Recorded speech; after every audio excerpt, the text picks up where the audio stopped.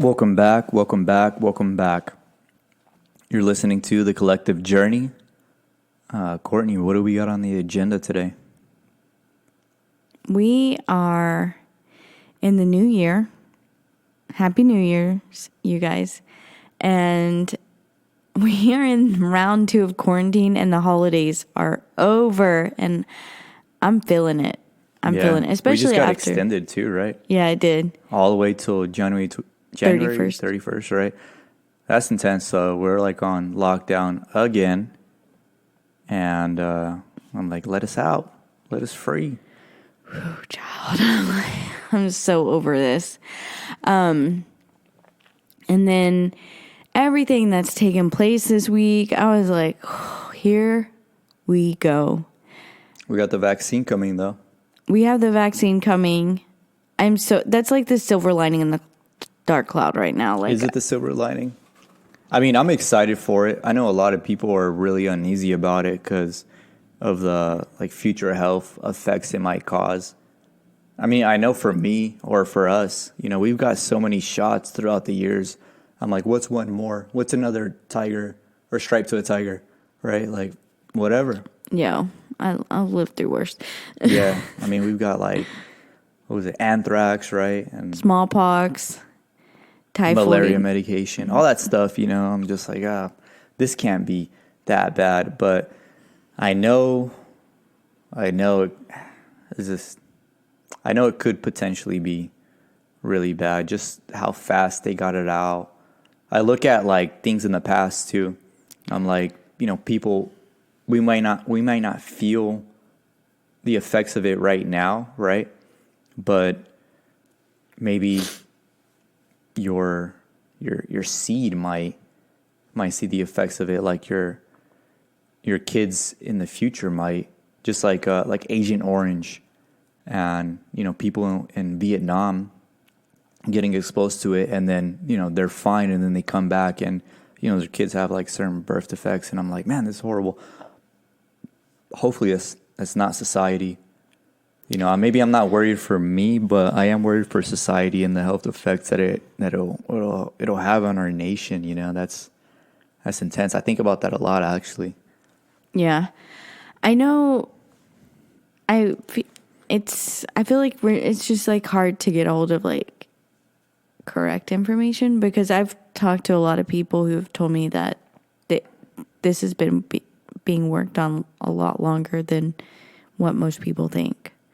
So that there's not COVID. I mean, it's too much reason for extreme concern. I think that it's just not an easy time right now. We're faced with a lot of adversities and hard decisions, and I don't even have all the right answers on all of it. So, yeah, what are your thoughts on the Capitol? It got crazy, right? Just y'all got me fucked up. A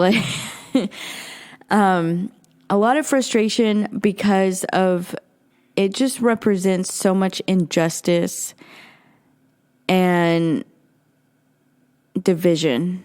And it's I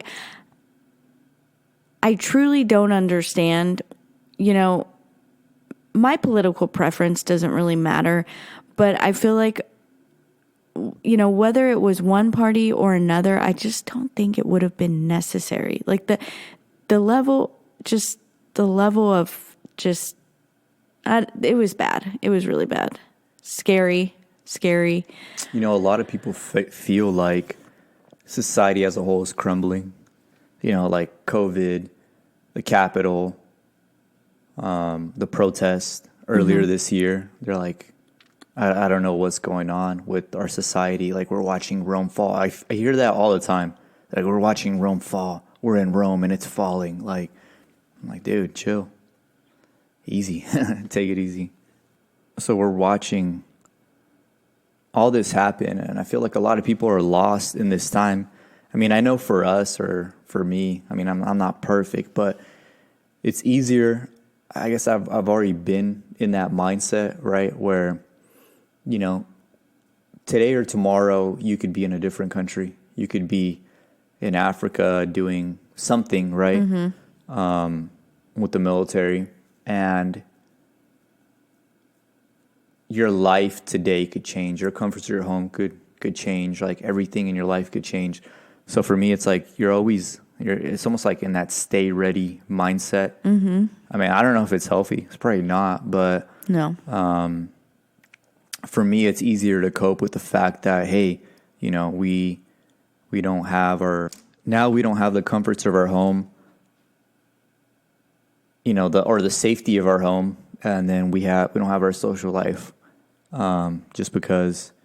And I'm sure for you, you know, you've been placed in those situations in the past, right, for months at a time, being deployed. It's intense, you know.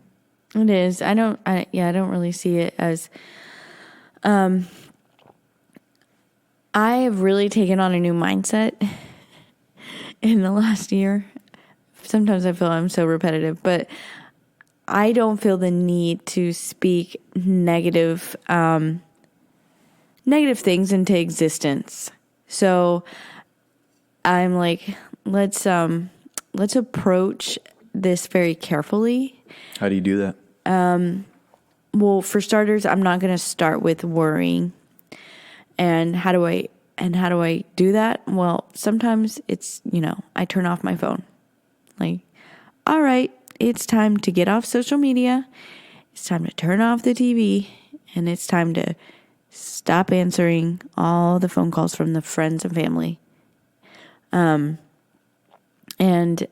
I also, so like I said, I try not to worry, you know, like don't worry or have a place fear in the unknown, because it is unknown. Like we don't know what's going to happen next. And we don't know that anything terrible is going to come of this. And because we don't really know what's going to come of all these things, I mean, what's there to fear? Like why worry? It's unknown. Yeah. So why would you waste your time putting negative energy into something that you don't know? I mean, you tell me that, because I went through a really serious time, guys, like during quarantine, where I had to work on fear. I had so much fear. I guess I was kind of like everybody is now, where I held so much fear in me, like what is happening and where are we going with this? And because of that mindset, that readiness mindset, where my mind, you guys, I've had this job in uniform for over 10 years. And so for me, when I see things like the Capitol, I'm like, okay, like I just think other things. Like other things are running through my mind. Like I'm exposed on the daily, you know, through both of my jobs that I have, to just very different things than other people are. Like I just hear different things. I'm reading different things. Like, so I just have this, like Abe says, this readiness mindset where I'm like, all right, like what's going on? Like, do I need to be somewhere? And the whole quarantine thing, like, you know, when we went into lockdown for quarantine, like, yeah, I had to work on my whole fear of what was going to happen. But also at the same time, as ironic as it sounds, it was kind of nice to be locked up in a house with my family, and I could go down to the grocery store and pick out whatever I wanted, because I've been in places where I'm locked up with people I don't know, and, you know, there's sand all over the floor, and I'm getting woken up at 2:00 in the morning because we just got hit. When you say sand, like you're in Iraq, right? Yeah, because we just got hit, and now I need to go take cover, and I'm questioning if I'm going to go home now, if I'm going to make it through and see my family. Yeah, I mean, for me, I'm like, well, I've been deployed before, right? I've been in a little like space for 6 months, you know, no very, very little social interaction, just your coworkers, you work, you go home, watch some Netflix or something if you have that luxury. Or DVDs, whatever pirated DVDs you pick up at the bazaar, and the morale drive. Yeah, like something just to get you by, work out. Like you can only do so much. But then I'm like, oh, I get to do that. Like that was horrible, and it was horrible because I was away from everybody.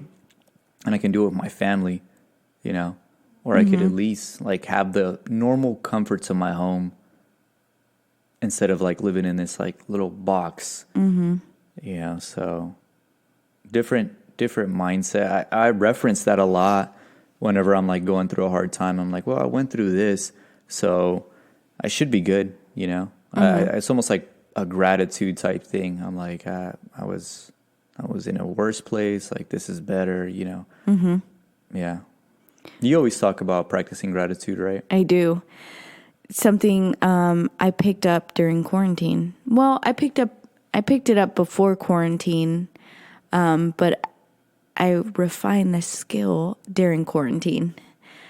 It started with like, I was really skeptical because I remember being, you know, it just had Levi. I was on maternity leave, and I was like, Abe, my brain feels broken. Like, I don't know what's going on, but like, I don't feel like my normal self.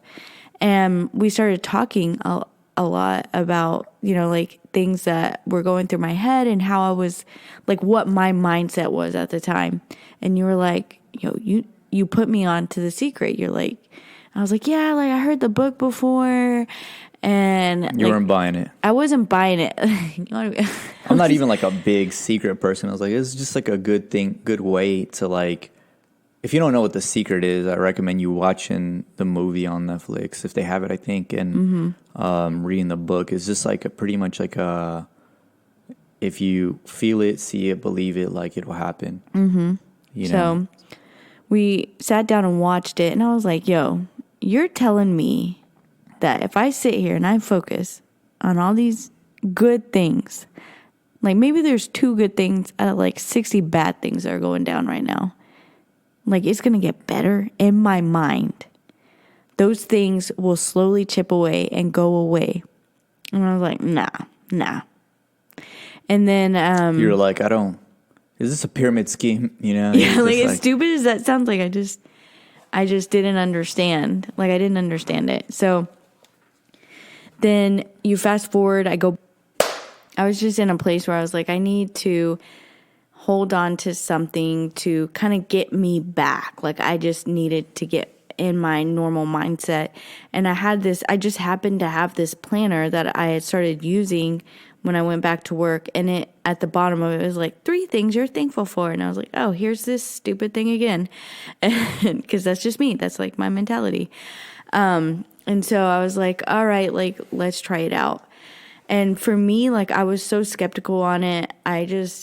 I'm not about that. As much as I preach health and wellness, like, I'm such an unfiltered health and wellness person. I'm like, let's be real about it though, you know? And so, like, I don't necessarily buy into everything. I'm not at a point where I believe in all the things. And so at this time I was really skeptical about being thankful and showing gratitude. So I was just like, okay, like, I'm thankful that I showed up for work today. And I'm thankful that, you know, I didn't spill the milk, you know, and I'm thankful for my baby and my partner.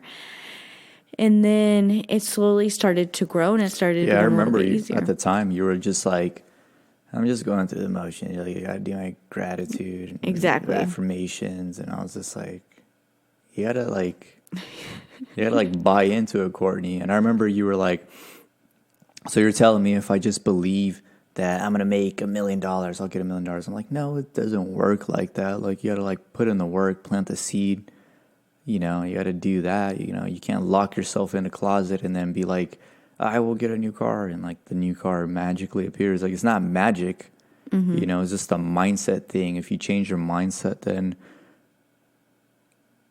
yeah, more things are gonna come, and you create those like passageways, right, in your brain to what you want, and like subconsciously you kind of start working towards it. At least that's what I tell myself. I'm not a neurologist, you know, but it could be just pseudoscience type shit, but whatever, you know. No, it definitely started to change the way that I was, it started to change my work performance. It started to change the way I was when I came home. And it it wasn't an overnight thing either. And like you said, like, you know, it was so foreign to me. I was like, why am I doing this? Like, I'm not this person. Like, this is not something I would do. But it was like I had to do something to get to where I wanted to be. And so I knew that if I continued to do the things and think the way that I was thinking, I wasn't going to get where I wanted to be. Like, if I want to be in a positive, happy, relaxed place, if I keep thinking negative thoughts, then how am I going to get there? You know, I'm not going to get there by thinking negatively. So I was like, I have to do something. So then it slowly kind of started to wear on me. And I was like, okay. And then we went into quarantine and I was like, whoa. And shit got real. It got real. And it probably took me about a month being in quarantine, and I hit a brick wall. And I was like, we got to like change this up, because I wasn't going into the office every day. And so I wasn't using my agenda book like I normally was. I was flying by the seat of my pants every day. The first month in quarantine, it was us trying to stand stuff up at work and just trying to survive and get into some type of routine. And so then I was like, you know what? I'm going to just start writing in a blank notebook. And so I started writing 3 things, you know, in a blank notebook that made me, that I was thankful for. And then I would do like positive affirmations. And that was new for me too. And the first time somebody mentioned a positive affirmation to me, I laughed it off. So I would just tell myself things like, I'm healthy, I'm happy, I am safe, you know, because there was so much fear that went on in the beginning of the pandemic. And then I would do like goals for myself. Like, what are 3 goals that I want to do today? And like little things around the house, right? Because you're locked up, you can't go anywhere, you can't do anything. So, you know, like we wanted to organize the house, or we wanted to redecorate, or we wanted to do a little project. I would make those goals for myself. And doing those things like slowly but surely, like again, it started to chip away a little bit more. And then I took a 12-week class with the life and mindset coach, and she really got into the journaling with me. And she was like, no. Like, let me tell you something. She was like, you know, you happy you got a cup of coffee today? And I'm like, yeah. I'm like, listen, like, I'm fucking tired. My baby is teething right now. My partner had to go into work early. So I was up all last night, and, you know, I'm trying to power through my work and stay motivated and stay sane. And now I'm sitting here in this class, you know, like after a full day of what feels like running a marathon. Now I'm trying to sit through this class.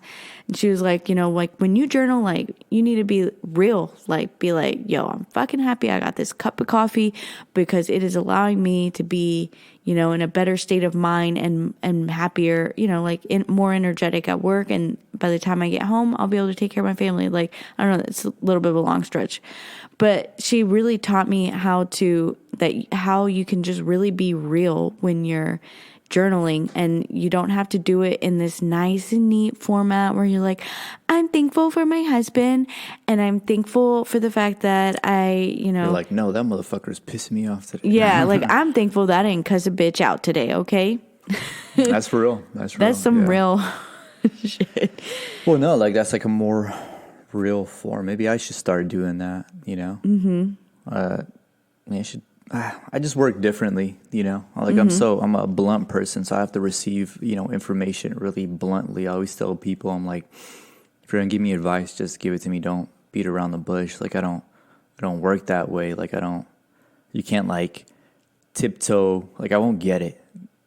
I'll be completely oblivious. Well, for me, it's almost like I don't do the journaling thing, but I say fuck it. Like, that's like my mantra. I know you do like this mantra thing, right? You're like reading a mantra book. We'll talk about it in a little bit, but like my mantra is like fuck it, you know? It's just like, you're not there, you're here in the present. So, like, move on with that.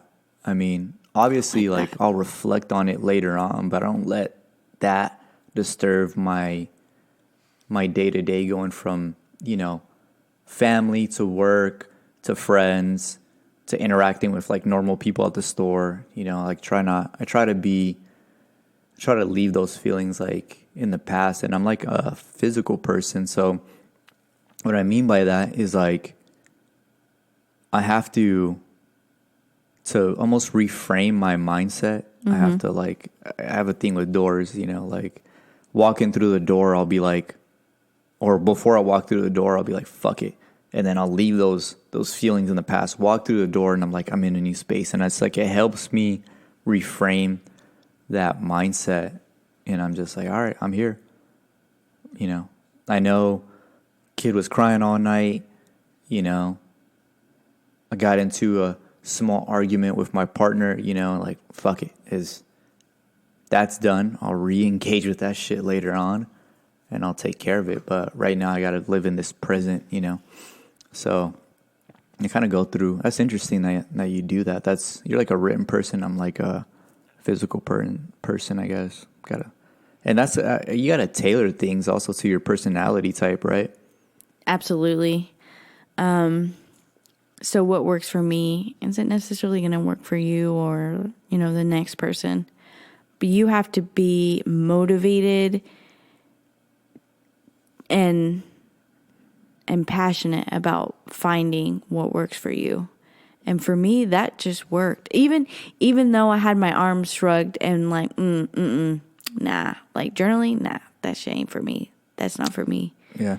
And it actually was. It is. It clears my mind a lot because for me to kind of add more to it, I started researching more about journaling. Like it gets more in depth. Like there's a book called The Artist's Way, and I took what they do instead of like buying the workbook because like some of us are like balling on a budget, right? Like we ain't got a lot of money to dish out on things like this, but I took their concept of what they do and I started using it for myself. So I started, it's called like a morning pages where you do like a brain dump. Like you write on 3 pages on like whatever you have going through your mind. Like as soon as you wake up, like you just do a brain dump. So to me, I'm like, it's like a morning colonic. Like let's get all that shit out, all that negative energy, all that positive energy, the dream you had, whatever $1 billion idea you have, like get it out and get it on a piece of paper. Like before if you're married, like before you lean over and kiss your spouse, before you touch your child in the morning, before you make that cup of coffee, like just get it out of you and then start your day. So that's like something that I started experimenting with, and I actually enjoy that as well too. It helps like clear my mind, helps me think about things. Like, you're like, you get in a fight or somebody upsets you, like it kind of makes you stop, pause, reflect, look at it and be like, okay, like how am I going to go from here?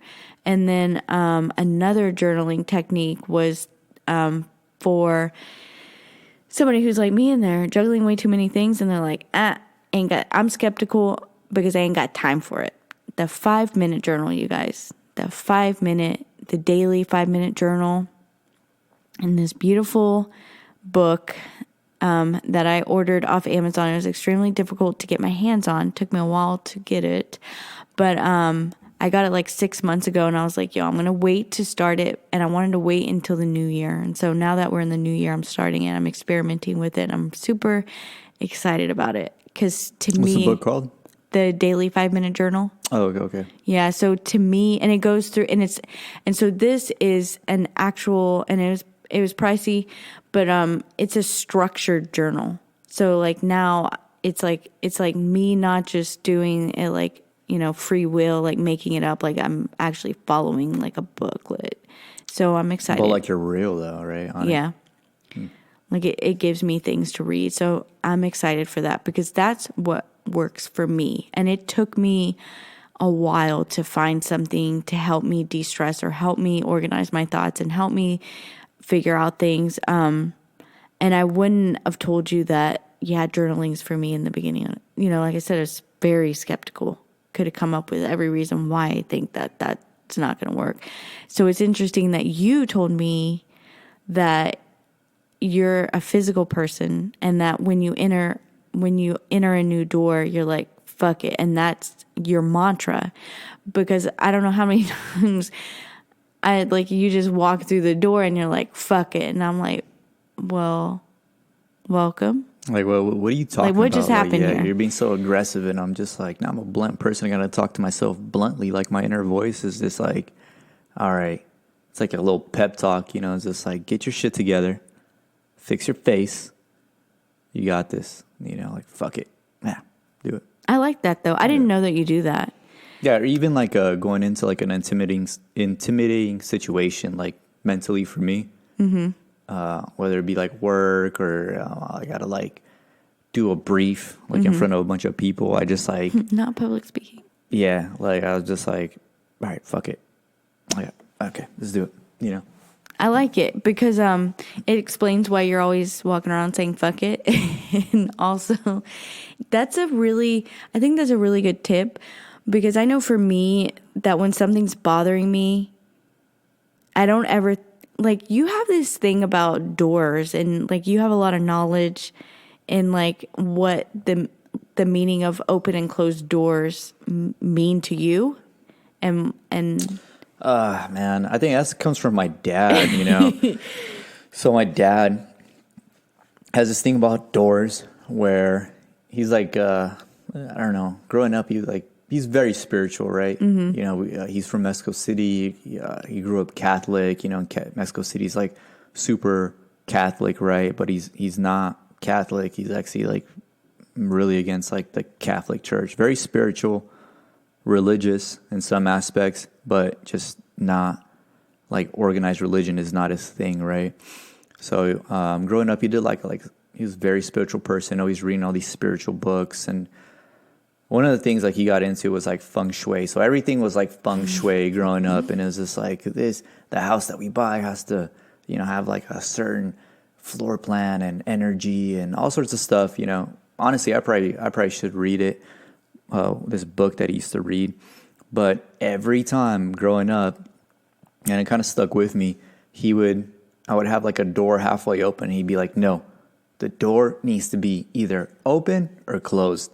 And that's it. And I'd be like, what? And he'd be like, no, open or closed. Doors are not open halfway. And I'm like, kind of thinking about it. I'm like, you sure you don't have like some sort of like OCD type thing? But he was just like, he explained it to me. He was just like, energy flows very differently in a house. And when you have a halfway open door, it messes up the energies in the room. And I was just like, oh, yeah, okay, whatever. You know, at the time, I'm just like, oh, yeah, sure, Dad, losing it, you know, like, but now it's just kind of stuck with me. So maybe that's why, like, I have a thing about doors and, like, it's almost like subconscious, you know, but I don't know. Damn, I never thought about that, honestly, until now, when you, like, broke it down, but yeah. Because you're, like, telling this story, I'm like, yo, you and the Doors, man. Because now you got me. I like the Doors, the band. No, I'm just kidding. No. Now you got me, like, thinking like, oh, okay, like I need to shut the doors all the way. Like it's now a routine in my daily routine to shut the doors all the way. But that's cabinets, just refrigerators, everything. Yeah. But it's just so weird how much that like, I guess the feng shui has stuck with you and like now how you see an open and closed door. And you said when you enter a new room, you're like, this is a new realm, a new energy, like whatever. I guess like what you say before you open it, you're like, whenever I open this door, like whatever's on this side is staying on this side. Because when I get on the other side, we're new. And I like, so I feel as if our female listeners may take note of that because, you know, when we be getting in fights with you guys, it's like you take that wherever you go next, like that fight. So that's kind of an interesting concept to be like, when you enter a new door, like you leave whatever energy you have behind you and you come back to it later. Like you said, right? Like you just like, we'll address this later. And you're like trying to focus on what's in that. Well, not like I'll bring the energy, but I don't forget about the problem. Like I don't like ball it up. It's almost like it's just stepping away from like that situation and then coming back to it. Like obviously you're always going to come into something a little bit more at a different angle. If you were like super upset or super stressed and then you come back to it and you're like, oh, okay. Like I feel better about this now that I'm thinking about it. Like it's not even that big of a deal. So yeah. Tell us about your like mantra, your chanting mantra thing. I'm reading this book right now. It's a compilation of interviews between George Harrison, John Lennon, Yoko Ono, and a spiritual guru from India who came over to the Western world to preach his method of religion, I would say, to like the counterculture back in the day, and how he had a calling to hit all these different states within the United States. And they go through a series of interviews. It's a really short book. It's about 70 pages. Like they go through all these interviews of his spiritual thoughts. And the main point of the book is chant and be happy, and how this mantra changed the climate of the United States when they brought it to the Western world, and how John Lennon had it, and Yoko Ono like put this mantra into their songs, and how they were changing the world, and how powerful it is, because they say that a true mantra that comes from, I don't want to mess this up, but that comes from like a real discipline, if I'm saying this right, has a lot of meaning and power. So, or has a lot of power behind it. So because this specific mantra is came from like a pure discipline, it holds a lot of power to it, and people use it all over the world. And it's like chant and be happy is the meaning behind it. Like you chant, and the chant is a type of meaning to be happy. And they say it gives you the highest realm of happiness, that you experience the highest realm of happiness. So I was really interested in it because somebody I follow in the health and wellness scene is like, this is, like I do this type of meditation. And I was like, like I feel like I've heard this before. And she's like, like this is talking about how it's like a happy meditation. Like it brings you like the ultimate realm of happiness. And I was like, I know I have like a book like this. Like she's like talking about it and stuff. And I'm like, I feel like I have a book like this laying somewhere. So like I go into my closet, pull out like all my books, right? And here's this book, same mantra she's talking about. Because I wanted to like do research, like how do you meditate? Like what's the chant? How do you say it? What's with the beads? And I started reading this book, and I was like, damn, I've had this book for 4 years, and all it was doing was collecting dust. How'd you get the book? So, crazy story. When I used to live in Philly, I was downtown riding my bike one day, and I was like, it was like there was this Indian festival near the Ben Franklin Parkway, and they had like all this stuff out, right? Like, I was like getting the food because that's what I do. And then they had these tables, and they had like reading material, and I was looking at all of it, and I started talking to this guy, and he was like, yeah, you should come check out our temple. We have a temple over here. And I was like, oh, okay, like I don't practice this religion, but I'm open to it. And I start seeing these books, and I picked up like 5 little small books on the table. And, they just caught my eye about like mantras and meditation. And then this specific one was a compilation of interviews between John Lennon and Yoko Ono and George Harrison. Right. And I was like, damn, that's eye-catching. Like, that's not something, like, I swear to you, it's not something that I feel like you could just get off Amazon. Really? Really. What's the name of the book? Chant, be happy. Like, that's what it is? Believe so. Damn. I'm going to post it on our IG at the Collective Journey Podcast, you guys, I'm in case you're interested. I know you're like, I keep seeing you open up the book and like read it, and like, we're like trying to go to bed and you're like, got the light on, and I'm like, what are you doing, dude? You know? Mm-hmm. And you're like trying to read it like with your flashlight and your iPhone, and I'm like, all right. Dedicated. Yeah, because so one of my New Year's resolutions last year was to at least read one book, which sounds pathetic. I started reading 4 books and then didn't finish any of them. But I am really dedicated to finish reading this book, because at what better time than now during a pandemic, round 2 quarantine, for me, a job change, for us, less than a year out from from moving from Germany back to the States, like wherever that is, so much unknown, right? Then to start honing in on things that are going to keep me grounded during all this, because I think something to take away from this time is everybody feels like it is mass chaos out there. Like, we don't know what's to come next. And it's like, yeah, you're right. But you know what? In the midst of the mass chaos, you have to find peace.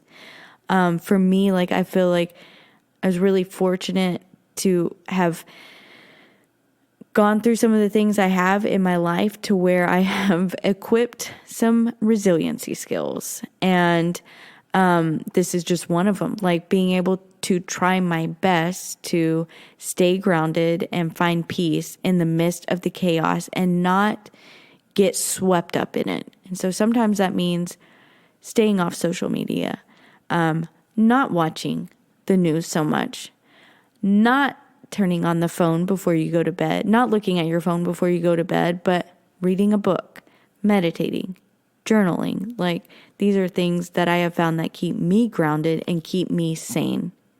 Because the more that I watch the news and I'm reading what's going on, like, the more I lose touch with myself and lose, that positive energy that I have. Because all in all, whatever happens out there, it's going to happen. But, until the world stops turning, I have to show up at work every day, and I got bills to pay, and I've got a child to take care of. And so I have to do what's best for me to keep myself going. That's intense. I didn't mean to make it so intense. No, like, that's exactly what I kind of needed to hear. Yeah, this got me thinking. Pretty much, I guess, everybody digests information in a different way, right? Whether you're practicing gratitude or you're chanting your mantra. 7 billion people experience today in a different way. And we all had different feelings. Like, we could have went through the same exact day, but we're all going to experience it in a different way because we're all different people, right? Mm-hmm. So I guess you just got to find what works for you. So be dedicated to finding it. Yeah. Dedication. You actually got to put that extra effort into finding out. So I guess I'm about to figure out my mantra. Well, I guess my mantra is fuck it. Nah, but I'm gonna try to pick a different one. So I guess I challenge our listeners to figure out their mantra. Yeah. With that being said, we're out.